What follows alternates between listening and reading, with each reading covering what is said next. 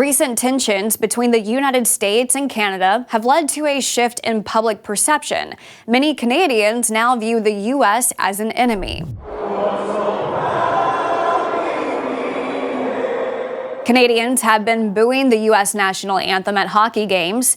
On Thursday, Canadian pollster Ledger released a survey putting data behind how those Canadians feel. The survey indicates that 27% of Canadians now consider the U.S. an enemy, while 30% still see it as an ally.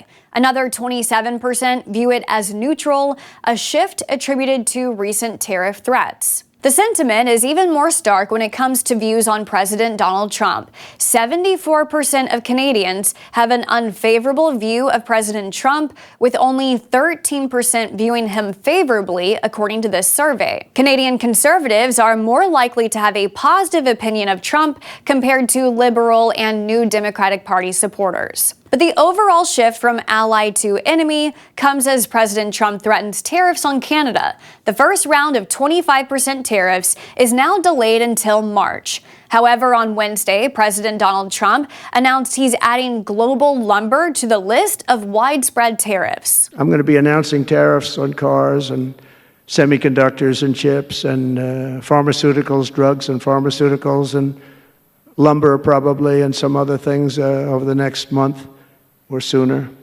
And it's going to have a big impact on America. We're bringing our businesses back. If they don't make their product in America, then they have to pay a tariff. Canada's Trade Minister, Mary Ung, appeared on Bloomberg Thursday morning. Ung says the Canadian government is working with America, but she says tariffs make no sense.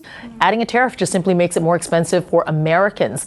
Adding tariffs to Canadian exports simply means that it's going to cost Americans more at the grocery store. It's going to cost Americans more at the pumps. So it makes no sense. British Columbia's Minister of Forests, Ravi Parmar, spoke last week on the subject of lumber tariffs. We are predicting with a Trump tariff and increased duties, we could be dealing with a 50 to 55% tariff and duty on softwood lumber leaving British Columbia. Parmar says he feels the tariffs are unnecessary, given that the United States currently meets only 70% of its home building lumber needs. He says the U.S. ultimately relies on Canada to fill the gap.